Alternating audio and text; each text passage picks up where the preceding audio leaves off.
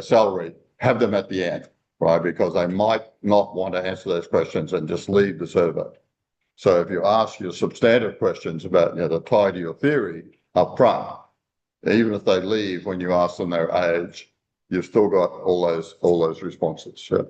So that's your first thing about how you really got to think about, you really got to think about not only the question you ask, but the order in which you give the responses. So you might not have thought that such a thing can make a difference, but it really, really does. So here are your considerations. What's the purpose of the survey? So you've got to have a hypothesis, right? It's no good just asking a bunch of questions. Now, the second thing is a survey the right approach to use. It may well be that interviews are a better approach, right? Or an experiment is better, or an empirical study. Yeah. So what's the target population? How are you going to sample it? You're probably not going to go to the telephone book and pick people randomly, right? All research is purposeful to some extent, right? But, there's more likely you can be random here than with the interviews. So how do you ask questions, right? What's a good question look like? And what should the responses be? It's very important as part of the measuring 4 times to have a pilot study, right? So first you do it with few trusted colleagues, maybe the people that did this course, here today with you. You could send it to them and get, okay, this is not the official survey, but I'm just trying to, because you're asking questions, you know what you mean, but your friends might not really understand what you mean, so they can give you comments on that. And then when you get feedback from your friends and colleagues, then you can do a pilot study, maybe send it to like 30 to 50 people, right? And see, whether they're confused by any of the questions, whether there's any common, variance issues. So then, what scales to use? Like for an individual questions, do you use words like strongly agree, ... neutral down to strongly disagree? Or do you use numbers like +2, +1, 0, +1, -1, -2? How do you measure complicated concepts like risk aversion? IQ, EQ, confidence. How do you measure those things? You can't just ask, how confident are you? Very confident, not very confident. You can't ask that, right?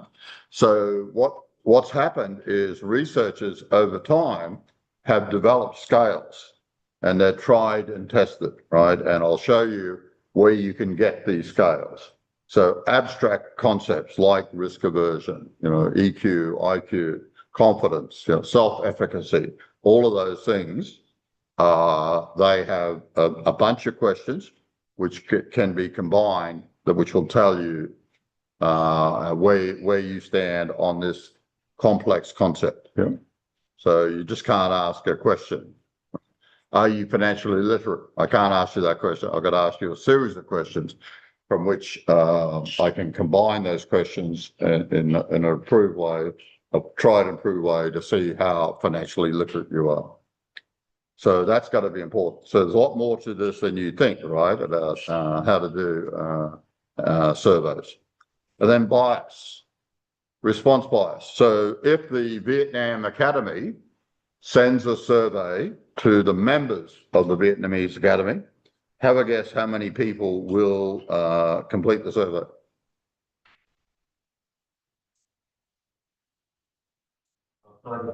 Yeah, about 30%. That's all, about 30%. If the Vietnamese Academy were to send a survey to the general population, how many people do you think would respond? 10%. That's all. So you've got to be aware you're going to have response bias, right? So don't expect 100%. So if you want 1,000 responses from the general public, you've got to send out 10,000 questionnaires. And then you've got to wonder, what's wrong with these people that they responded, right? How are they different from the other 9,000 people, right? So there's a way that, because that's one of the reasons you collect the information about them at the end, because you can then compare them, the characteristics of the people that responded to you with the general population, and you can do a sample selection adjustment, right? And I'm going to talk about that later. That's something known as Heckman's, yeah, Heckman's sample selection correction. So you can actually then carry that forward. The probability that people actually did the survey, you can carry forward that and analyzing the results. So there's a couple of really good YouTube videos there. Yep. When you send it for the big corporate, Yep. people just get what will you do with the information? That's definitely right. Yeah, that's definitely right. So you got to give assurance. That's why having ethics approval is helpful, because the Vietnamese Academy will say this has been given, ethical approval, the data will be secured, unidentified, all of this sort of stuff. Yeah. But so you have to give all of that assurance, and they've got to believe you. So having, one benefit, it's a pain getting ethics approval, but one benefit is it has a reputable, organization behind it.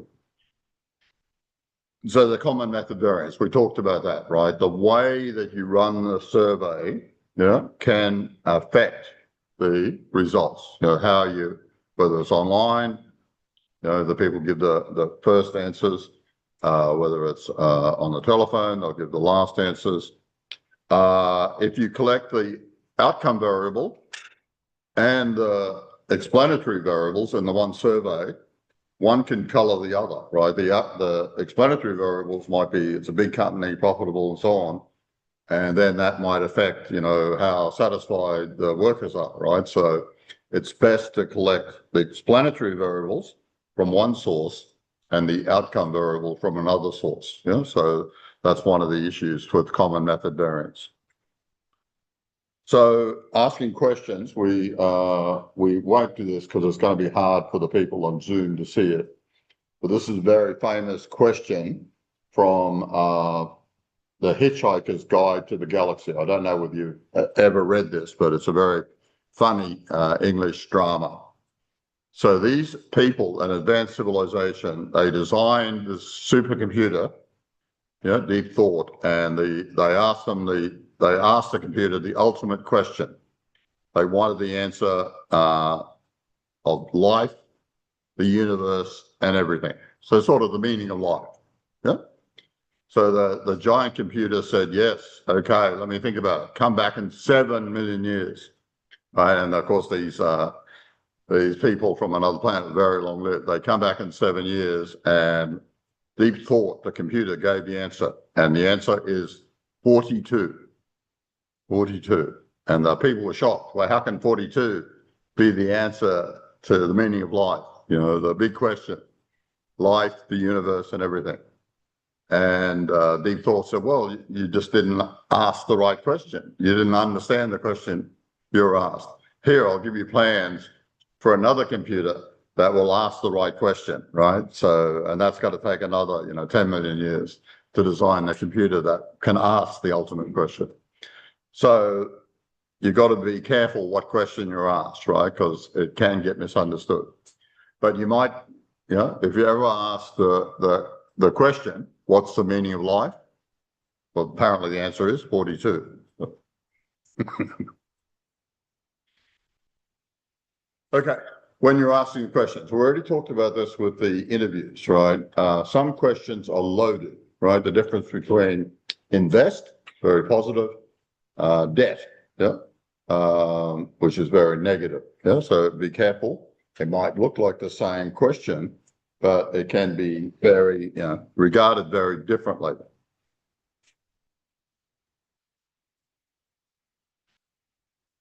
So the other thing is strong negatives have got to be avoided. So if I say we shouldn't allow something, people might agree we shouldn't allow. But if I said we should forbid this, a lot of people don't like that. That's very absolute, forbidding something, right? So that's a strong negative. So they might give a different answer to not allow. The other thing is, I've designed a library, right? And I want to know whether it's suitable for you, right? And I ask the question, but you mustn't, and it is, it's completely suitable for you. You're really happy. You're really, really happy. And if you knew what I was asking, you'd say, yes, strongly agree. But you might think the question is asking, is it suitable for everyone? And you might think about your handicapped friend, right? And there may be some aspects of the library design that aren't especially, good for handicapped people. And you might say, no, it's not suitable, right? So, but my question was really talking about you, but you interpreted the question as thinking about everyone, right? So you've got to be very careful that it's, to direct that question to you personally. Is this library design satisfactory, is good, right? Rather than people in general. And of course, double negatives doesn't help anyone, multiple questions in one. Okay, some examples. What's 3 things you like about your job? Is that a good way to ask a question? Well, no, right? You obviously have to have a hypothesis before you do the survey, right? So you have a hypothesis and you have some outcomes in mind, like we have here. So you've got to have a question with scales that'll get at, we're going to talk about, that'll be our exercise, right? How do we come up with a question to get to which of these things is most important? And that's why we're going to need the group with 5, we're going to need some more responses, because we just don't want to lead them to these 3. We're going to have a bunch of things that didn't end up in the top 5. So this is silly. You're not getting, the information you need here. Which industry do you work in? Education, construction, health, automobile, other. Well, first of all, it's very limited in the responses, right? You think you'd at least use the industry codes, right? You can have 12, 2-digit industry codes, you get 12. You can then have, 4 digits and get 36. So maybe you go at 12 and you'd have all of them, and then you could have other as well. So that's not a good question. How often do you visit the shopping centre? First visit, once a week, fortnightly, once a month, less often. Well, at my university, the shopping centre is right near the university. So you catch the train. First thing you do is you get a coffee at the shopping centre, go to university. At lunchtime, you walk across the shopping centre, you have lunch. Yeah. Then you go back to the university. On the way home, you pick up a drink, or a snack, catch the train home. So I'm visiting the shopping centre 3 times. Yeah. But that's not one of the options. That's not one of the options. So you've got to think about what the potential options should be. And the question list, the answer list should be complete.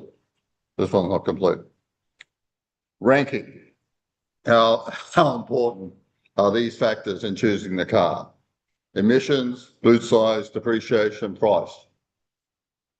Well, is that the right way to ask? I mean, first of all, they're crazy outcomes there.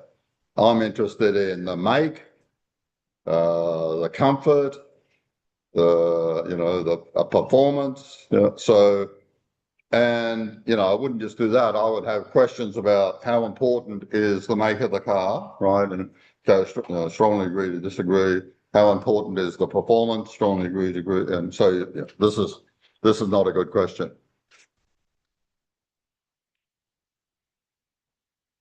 I feel employees' views have influenced the decisions taken by management. So this is better in some extent because it's got, the scales to that. But what about, there's 2 possibilities here, right? The employees' views might be taken into account positively by management, or they could be taken into account negatively by the management. The employees want this, stuff them. We're going to do the opposite, right? So there might be a different sign, right? They might, want to do what the employees want, but then they also might want to do the opposite of what the employees wanted. What's your year of birth? Be careful. You might lose them, right? You might lose them. Yeah. So I would have to put down 1956, and I'm guessing you can do the math, right, and figure out how old I am. I go, oh, stop this. I'm not gonna answer that, right? And I'll leave the survey. That's why you have those questions towards the end. If you ask me how old I am, I'm almost certainly going to leave. If you ask me what my weight is, then I'm going to go back and cancel the whole thing, right? So what you're best to do is have a range. Yeah, how old are you? 0 to 20, 20 to 30, 30 to 40, 40 plus or whatever. Yeah. So, people can be very sensitive about some things. Yeah. So, okay. So this is from an article by Sarah Don Leclerc. She's a colleague of mine at the University of Queensland. I'm still a professor at the University of Queensland. I'm an emeritus professor there. So you think this is very simple, right? Was your hotel bed comfortable, right? But you see all of the different, brackets here, right? The whole question is all of this, right? So she has the very comfortable to very uncomfortable, yeah? So you can use words there, or you can use numbers, yeah? So +2, +1, and so on. But she also has don't know or not applicable, right? So you think, well, why would you have that? Wouldn't this be enough? The Likert scale there of 5? Well, I don't get to Vietnam very often, right? And if we go for a drink afterwards tonight, we might stay out all night. I won't get to see the hotel bed, right? I won't know if it's comfortable or not. So I'm going to have to say, don't know or not applicable, right? So even something as simple as this, you've really got to think about what the responses would be, right? All the different situations. Anyway, that's a very good article to read about how to ask questions. Yeah. So there's a lot there about the different scales. Yeah. That's a 5-point scale. You could have a 7-point scale. So, our scale's the right way to do it. The other way that people do it is that some people are challenging just even the use of these scales. So nominal scale, are you married, single, never married, widowed? Do you like or dislike ice cream? Like. Ordinal scale, what do you know about our services? Complete knowledge to no knowledge. Yeah. I guess that's okay. That's their complete options. How long have you lived in your current address? It's looking good. It's got the range 1 to 3, 4 to 6, 7 to 9, 10 to 12. But what about 12 plus? Some people have lived in their current address for 50 years. So you'd have to have E 12 plus. What age? Under 10, 11 to 20, 21 to 30, 30. So if you're going to ask an age question, this is not bad. Yeah, that's not bad. You're using a range. In the past 7 days, how many times did you go to the shopping, at a retail shopping mall? Well, the person catching the train to university at my university would have put 21, 3 times each day. And whole years, what's your current age? Don't ask that. Yeah, don't ask that. Do the scales. Yeah? Do the scales like we have above. Okay, so what about things that are abstract concepts, right? I want to know your level of narcissism. I want to know what your emotional quotient is, or your intelligence quotient is. I want to know your risk aversion, your confidence level. These are abstract concepts. Your level of literacy, financial literacy. So these are abstract concepts. I just can't ask you how financially literate you are, right? So then I need to have multiple questions which can be combined to find out where you land on this abstract concept. So it's best to use scales that have been tried and proven in previous literature. And one good thing about the academic community is they share, right? And of course, they like for you to use their scales because you have to reference them. And getting citations is a very important part of the academic world. So they get they share with you, and that's great, but they also get a benefit because you will cite them. So Paul Spector has a library of scales here that we could go to, if I can find it. So not just his scales, but reference links to other other libraries of scale. So you'll find this is a very good launching pad to get scales. That is a set of questions that measure these complex, abstract concepts, like confidence, like risk aversion, like financial literacy. So that is a very valuable resource. Yep. Scale, yeah, sometimes we use the existing scales with exactly the items that we use in the paper of who designed the scales. Yep. But sometimes I read the paper, they may have some list items and then one more new item. That's okay. You just got to show that you did a pilot test and you checked it out, and it was recording what you wanted to do. Yeah. Yep. Just make it very clear what you're doing. You've used the confidence thing from Paul Spector. You've added this, but you did a pilot test, and it seemed to be working. Yeah. And I don't know whether Zoom people saw that, but they can just click on that. So there you'll see, scales for all these things: confidence, self-efficacy, stress, coping, even environmental concern. Yeah. So lots and lots of things there. Anything you can think of, there's probably going to be scales that exist for it. So what are some of the biases? And this is this is really important. These biases actually you see in all facets of your life, and you might not be aware of it. So the order effects, that's what I talked about. If I do you send me the survey, it's online, I really want to do the survey, I want to help you in your research, right?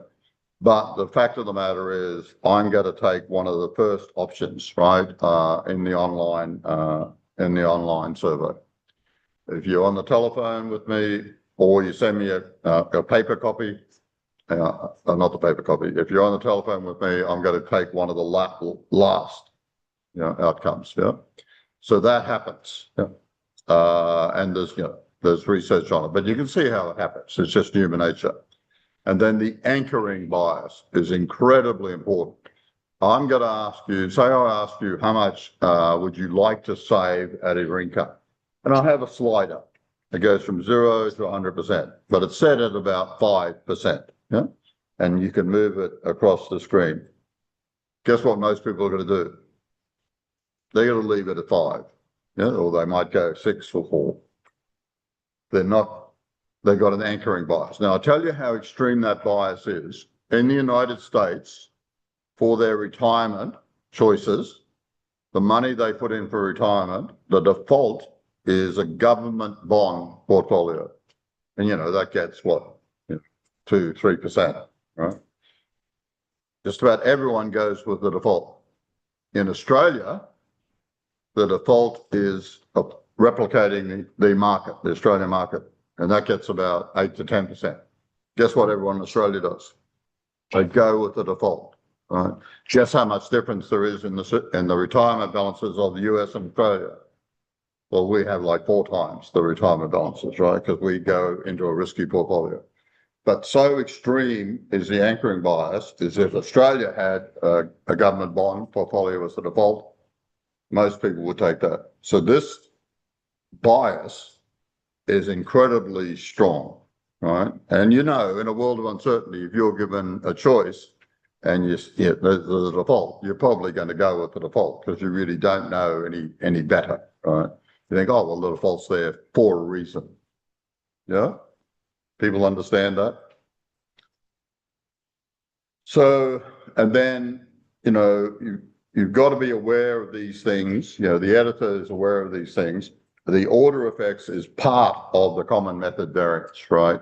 So how you conduct a survey can affect the results, right? We already talked about the order of the questions, the order of the responses to the question. The other one, the big one, is collecting the independent variables and the outcome variables from the same survey, right? That's pretty much a no-no, right? You should collect the independent variables from one source and the outcome variables from the other. just simply because it'll give false correlation if you get them both from the same source. So, yeah, use different sources, mix the order of questions, mix the order of responses, that's going to help you ex ante in advance to minimize a common method variance. So if you do a survey paper and you haven't mentioned common method variance, you haven't outlined what you did in advance to measure it and what you did after the survey was done in order to measure whether it's actually there, then you're going to get test rejected, right? So that's incredibly important, to address this major bias. And, if you've got a hypothesis, then it's not going to be obvious from the question asked whether, your support, what answer to give to support your hypothesis, right? So people, I want to help you research. So if I know what you're researching, I'm going to try to give you, if I can, answers that support your hypothesis. But the more complicated your hypothesis is, the less likely people will be able to do that, right? So you've done your best to avoid common method variance. Your survey's in, right? And the results are there. Now you can do ex post tests, right? So there's something known as Harman single factor test. There's a common latent factor test and a market variable test. And luckily there's a fantastic YouTube video you can watch on how to do that. Remember, survey is a quantitative, right? It's quantitative research. So you're doing statistics on all of the, the scales and the answers and testing a hypothesis, right? So, yeah, and then you can do statistics to see whether you have still, even though you've done all these measures in advance, you want to see whether you've got rid of the common method variance altogether. So we're talking this before, you know that you've got a response bias, right? So even if the Vietnam Academy sends out to their own members, they're only going to get like 30% response. And if they send it out to the general population of Saigon, only 10%. Yeah. So what can you do? Well, there's something obviously different from the people who responded to your survey than to, a random sample of the population. But we have collected the characteristics of the people that responded to our sample. So now we can compare that to the characteristics of the general population. And we have the characteristics of the general population because every few years we do a survey. So we know the age brackets, we know their income, we know a whole lot of things, right? We know their religion, we know lots and lots about them, right? So what you can do is you can compare the people, characteristics of the people who responded to your survey with the characteristics of a general population, and you get what's known as Heckman's lambda, right? And it just comes out. And it's essentially the probability that these people responded to your survey, right? And when you do all the other tests, you just add that lambda as another explanatory variable, right? And you can see whether sample selection is significant or not by looking at the coefficient on the probability that they responded to your survey. Please repeat the last part. So you do the first step where we do like a probit regression of whether the person responded to the survey versus the general population that didn't. Yeah. And so out of that, you get something known as Heckman's lambda.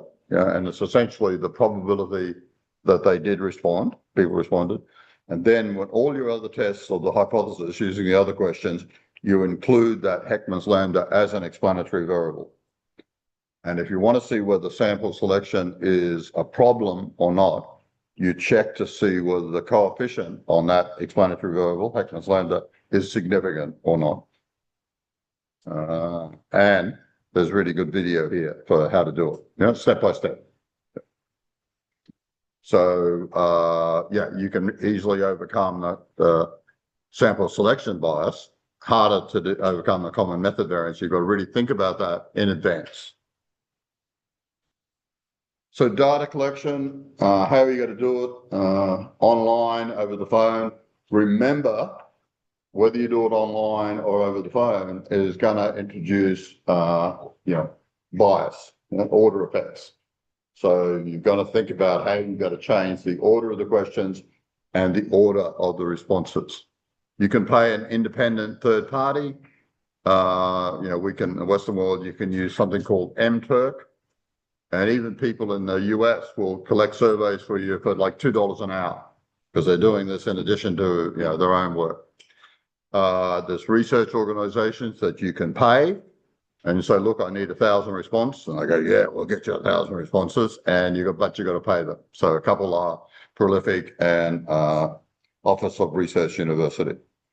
I wouldn't advise this, but you could use an archive of existing source of data, but it's not going to be specific to your hypothesis. So I wouldn't advise that. And then there's a whole bunch of platforms, Qualtrics, Lime Survey, Google Forms, SurveyMonkey, Snap. It's got to depend on what Vietnam Academy or your organization has got a site license for, right? So they'll have a site license for one of these, and you probably just got to go with the one they've got a site license for because it's not going to cost you anything.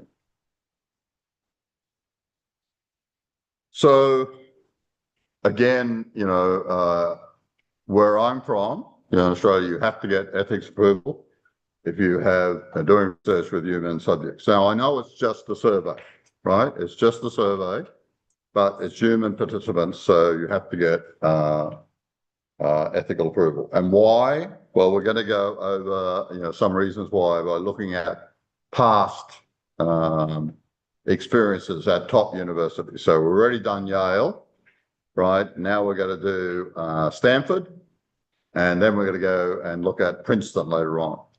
So this is the Zimbardo prison experiment. So, they're just freshman students at Stanford, and they agreed to sign up. They get paid like $50 each. They agreed to sign up to do an experiment, right? So, and they gave some information about themselves. So as they walk into class, they're picked up one by one. A van pulls up, puts a bag over the head, throws them in the van. Yeah, so all the students are assembled, and it's in a basement of one of the university buildings. And then they break them into groups. Your guards, there's like a quarter of them are guards, and your prisoners, 3/4 of them are prisoners, right? And then they're not told anything, but the prisoners act as prisoners, the guards act as, they start acting out. And, the prisoners become belligerent, right? They claim they're not getting enough food or light, and they actually even stage a riot. The guards start acting sort of cruel and menacing, tripping people, pushing them. So Zimbardo's fiance come along, and she was talking to this freshman who was a guard, and she was having a nice conversation with him. But then as a prisoner come by, she could see that she tripped and he tripped and pushed the prisoner, and she saw how, things had really deteriorated here, with this experiment. So on the way home, she said to Zimbardo, well, look, this is no good. So he stopped the experiment. So he had to stop the experiment.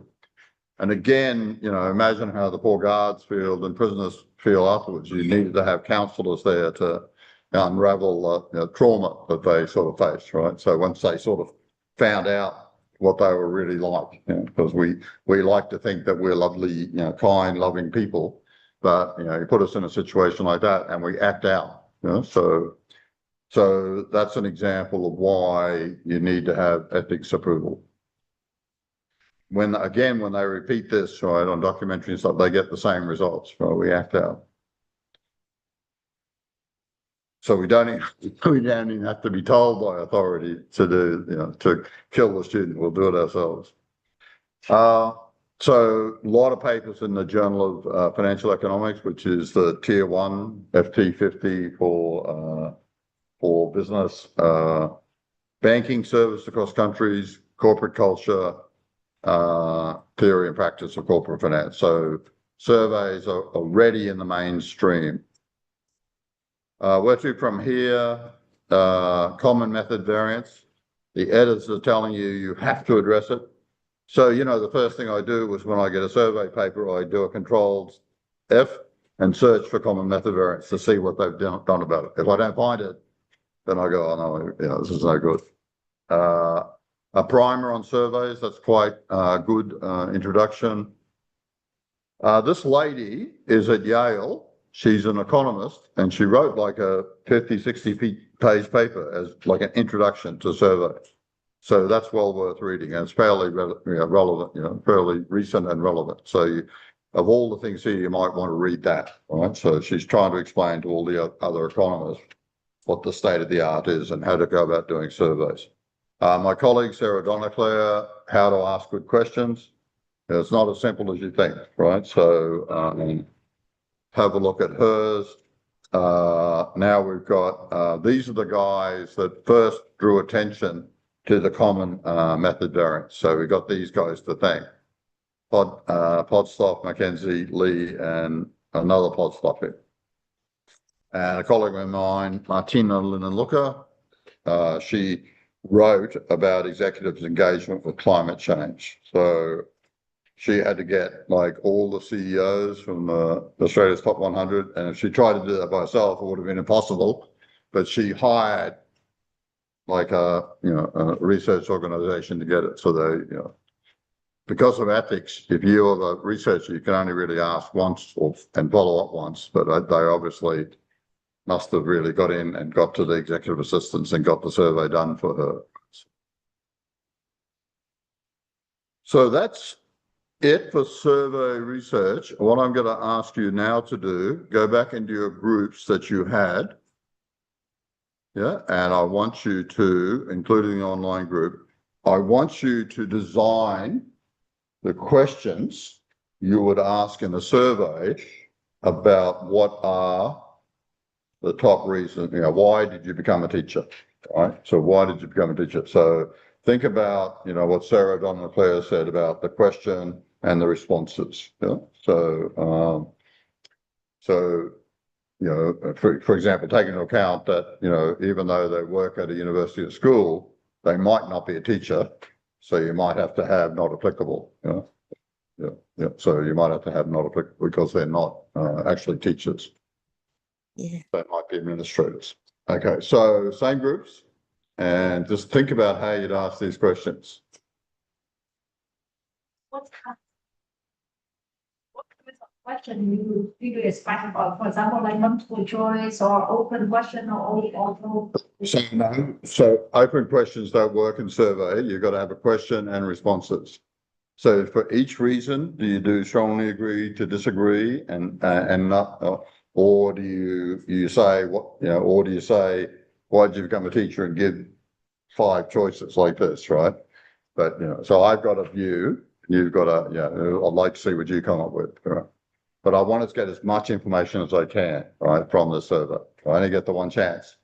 Remember, I'm measuring 4 times and cutting once. So up to you. I would do like maybe 8, but it's up to you. It's up to you. Yeah. You might just do 1 with all these choices. But what information are you getting there? Right? You might not be getting the information you need. So I would give I would have 8.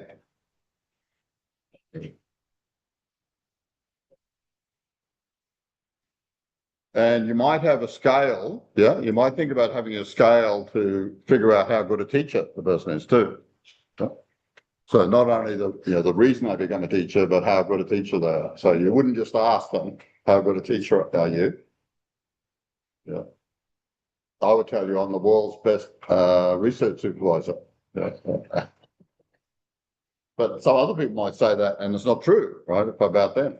It is true about me. But, yeah.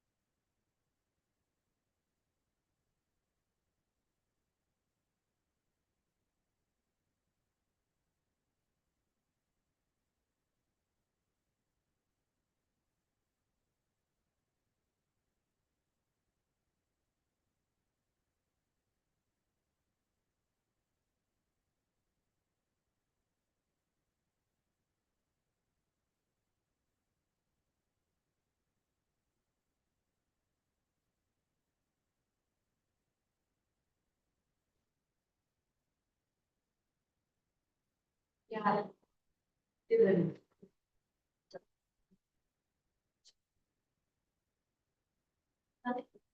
It's fine.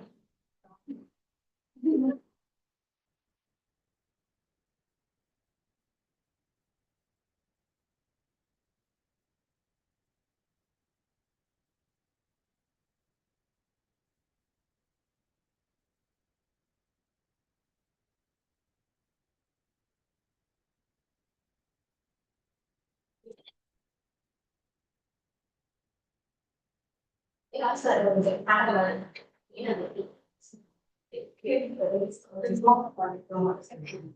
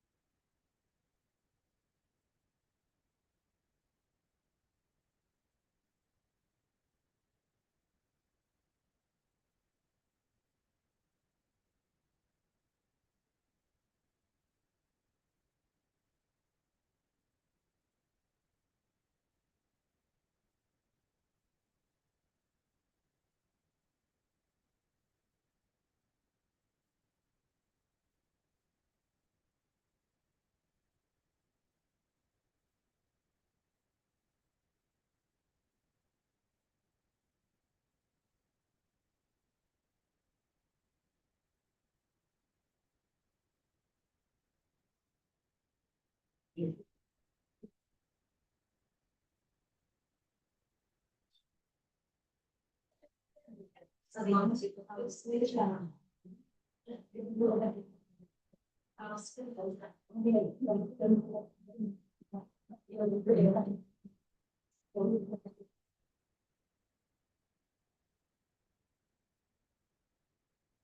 Lan, sai sai, để làm gì ra lại từ sao?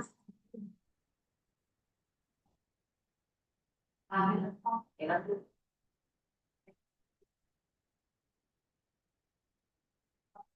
sẽ làm thêm được. Các cái cái là để sẽ cổ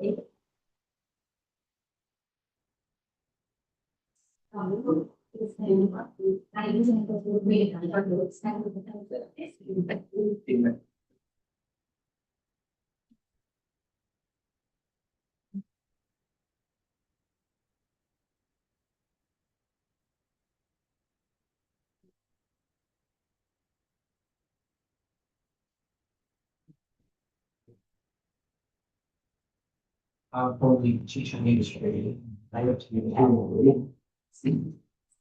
You feel that teaching, not to really.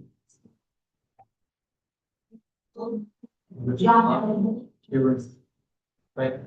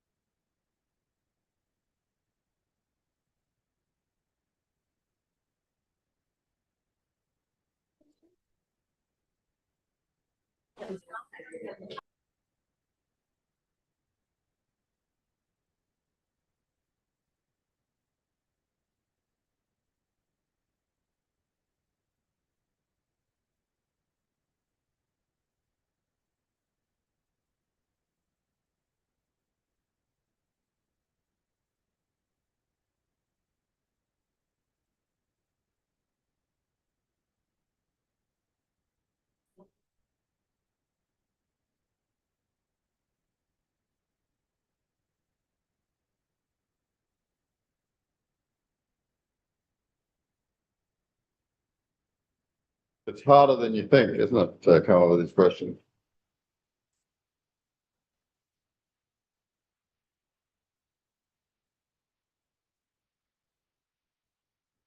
Thì nếu như cái người đó nếu như cái người đó it's fine no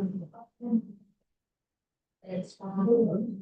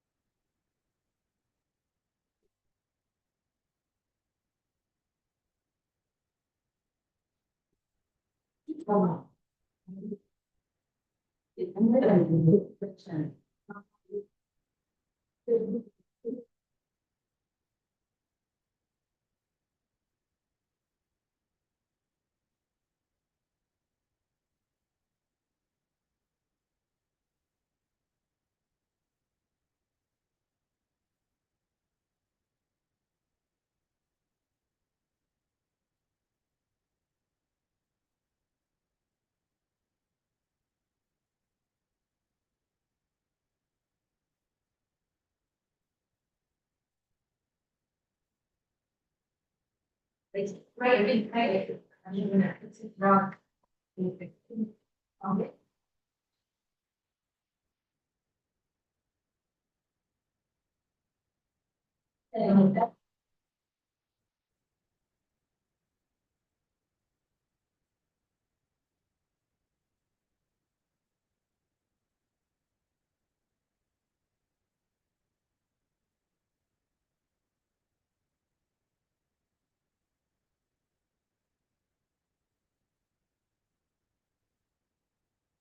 Okay.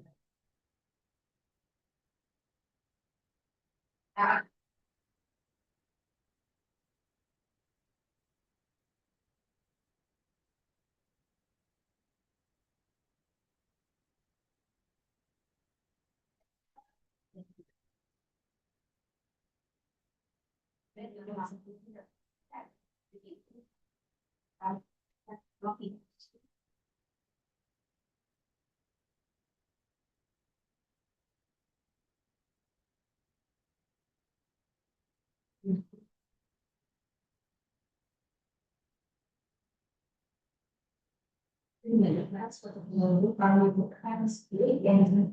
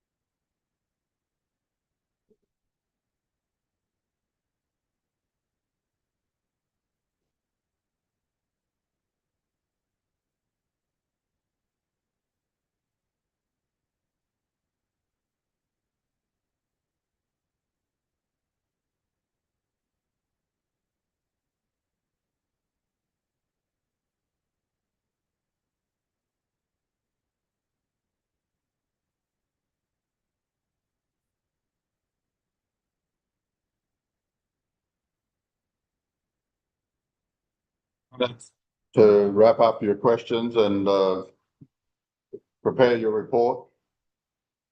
5 minutes.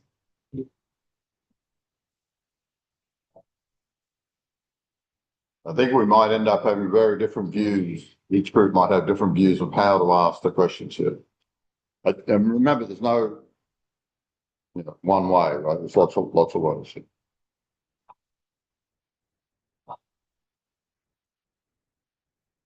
also think about what other questions you'd like to, we can think about a scale for how good a teacher they are.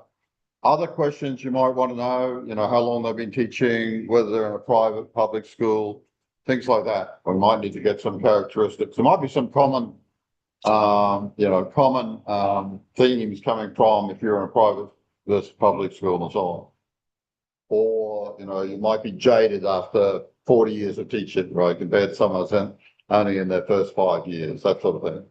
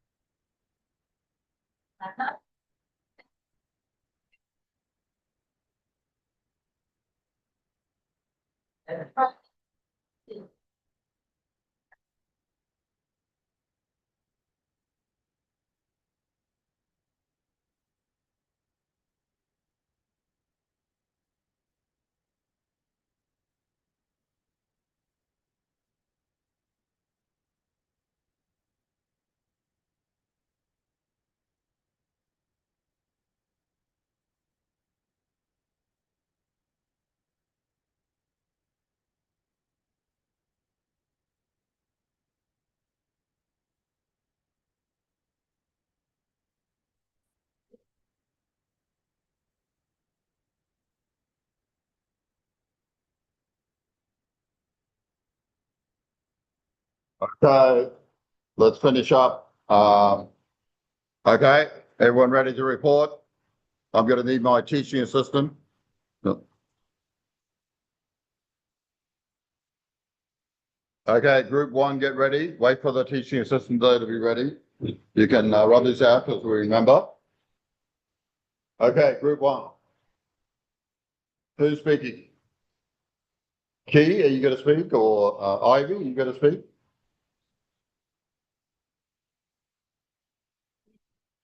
Or Dong, are you going to speak?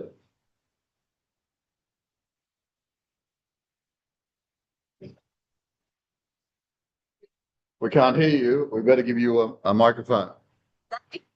Yeah, thank you. Make sure it works first.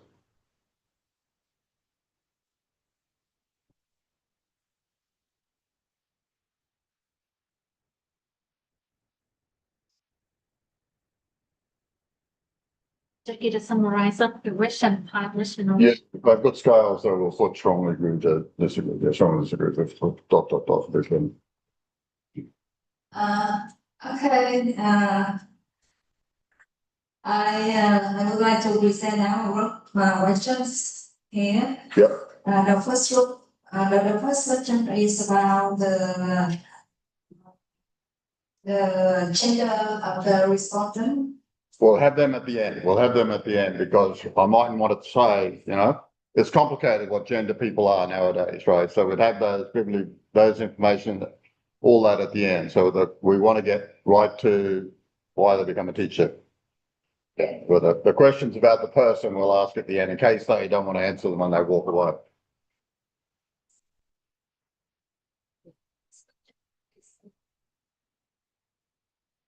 To stitching because it offers flexible working time. Okay, that's good. Okay, so, Do you want?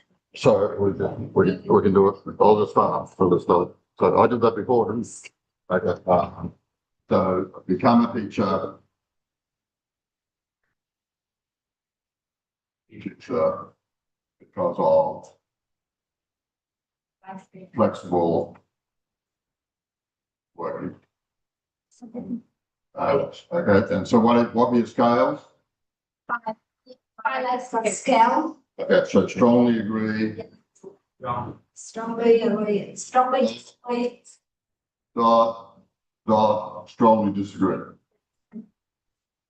And then did you do the same for each of the other questions, just changing the flexible working hours to love of working with children?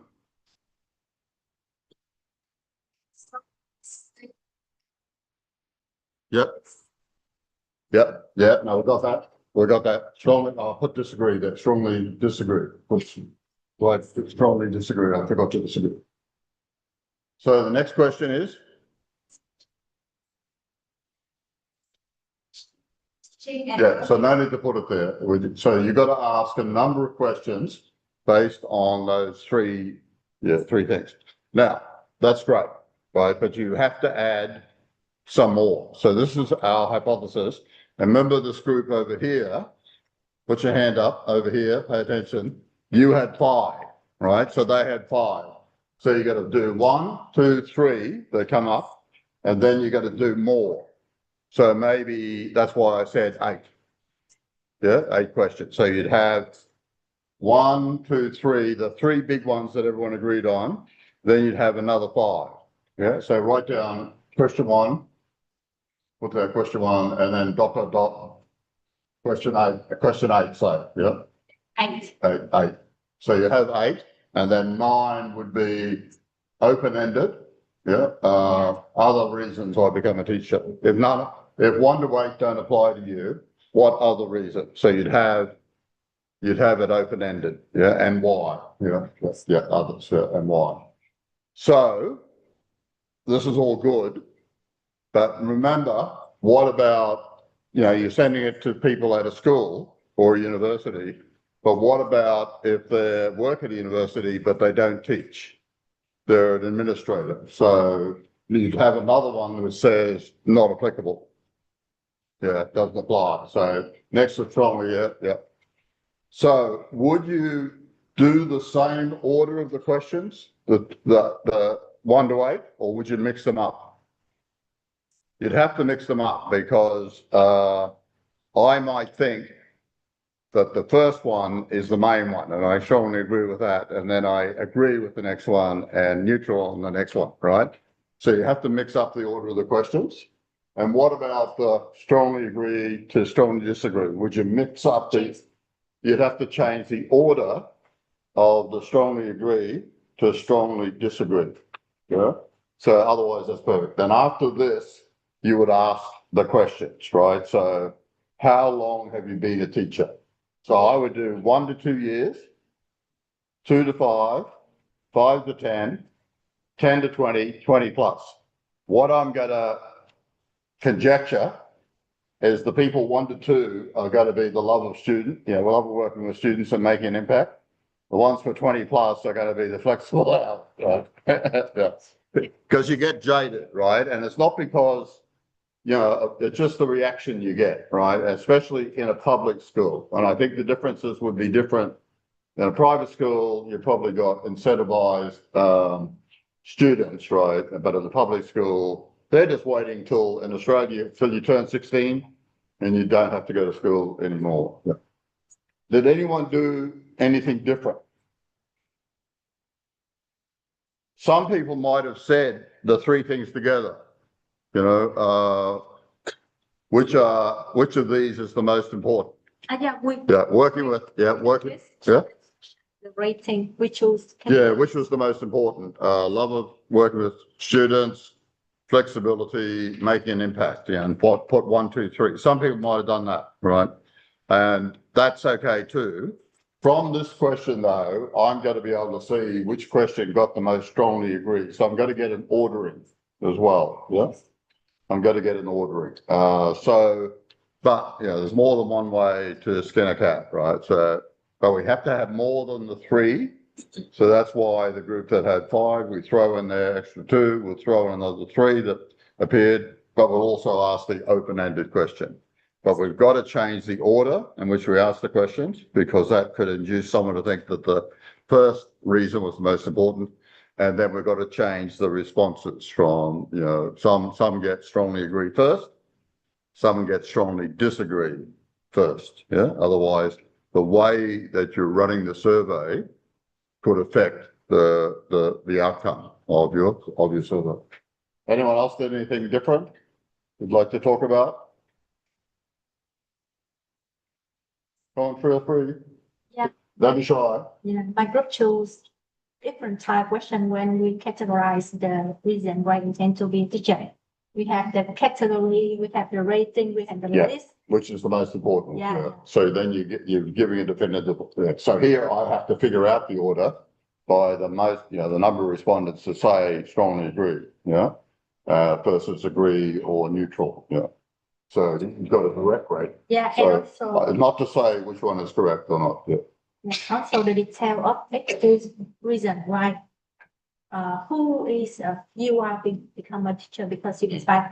You would have to change the order of the Yeah. things, yeah. So love working with children would be Yes. first, and some it would be, you know, 8 and another, yeah. Yeah, and you can have other, you should have other. So you have like 8 reasons you become teacher, and then you'd have others. Yeah.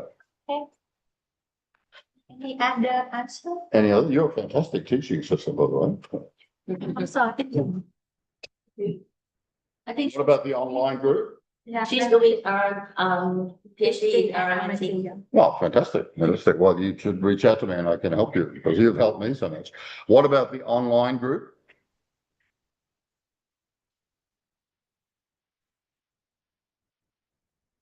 I think 1 or 2 questions in the. That's great. The online group is growing.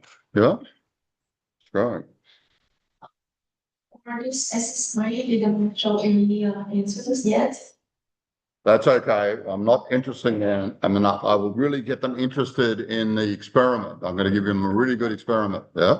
So it'll knock their socks off. The online community will have their socks knocked off. Okay. Let's call this and we're going to take a lunch break and come back at 1:30. 1:30. I know you, in Vietnam, you have long lunch. I learned from my visit in October.